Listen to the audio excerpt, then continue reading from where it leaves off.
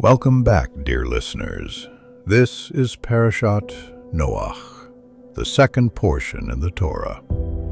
In the previous episode, we witnessed the creation of the world, the story of Adam and Eve, and the first steps of humanity. But now, we enter a darker chapter in our journey.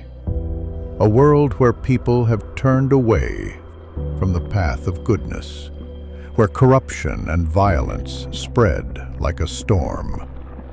And yet, one man stood tall. His name was Noach. And from his quiet faith, a new beginning would be born. Hashem, the name, looked upon humanity and decided it was time to begin again, to wash the world clean, to start over. So Hashem spoke to Noach and gave him a mission.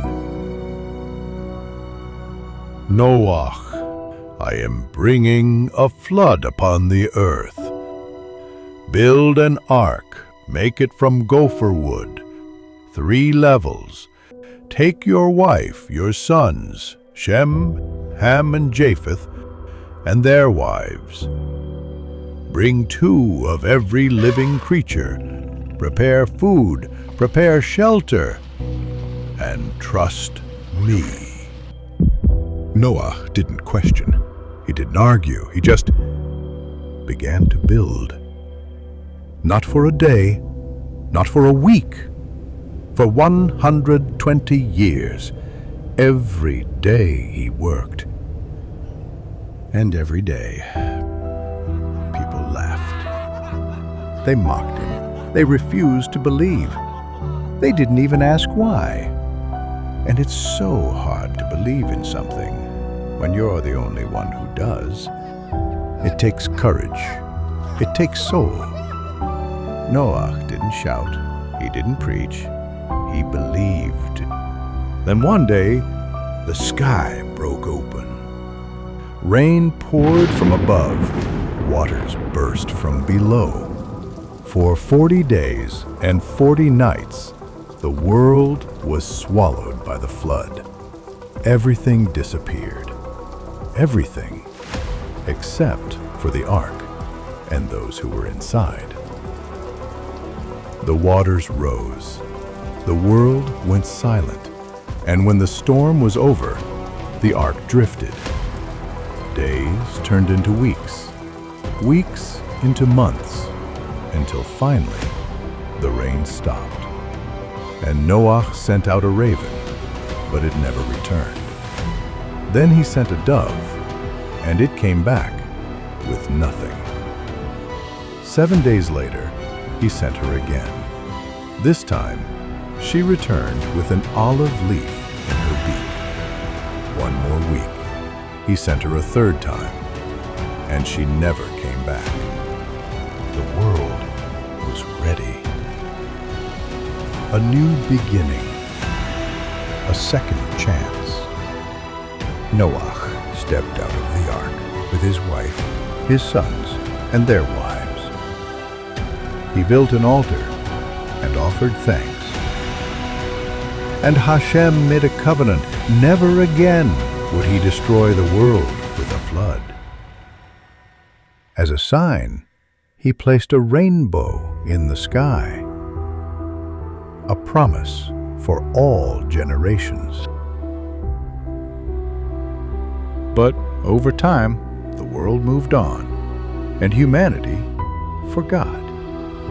They were one people, one language, the pure language of creation. And in their unity, they grew arrogant.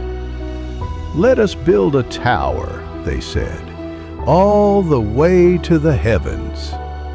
Let us make a name for ourselves, so we're never scattered again. But it wasn't about unity.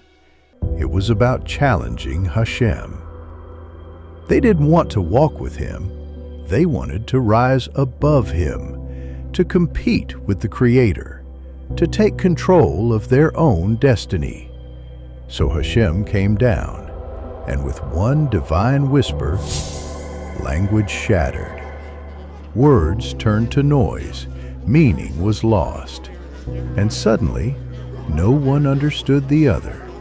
The building stopped, their dream collapsed, and the place was called Babel, from the Hebrew word Bavel, which means confusion.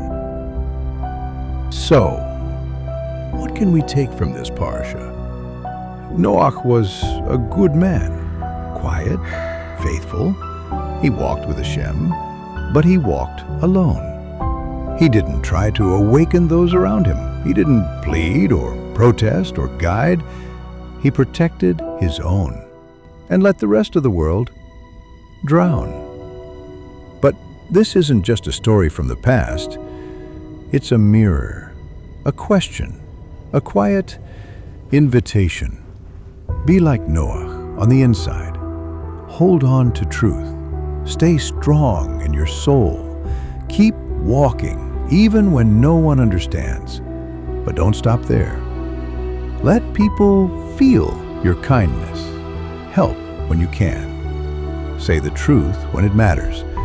And choose to love, no matter what. Because every person is part of the creation. Each one carries a spark of something higher. And when you share goodness, you remind others who they really are. That's how the world begins to heal. And so, a new story must begin. Hashem looked at the world and searched for someone not only to believe, but to carry that belief forward. Someone who would leave behind comfort and familiarity and bring faith into the world, into homes, into hearts, into generations. That man was Abraham, and his journey we'll explore in the next portion.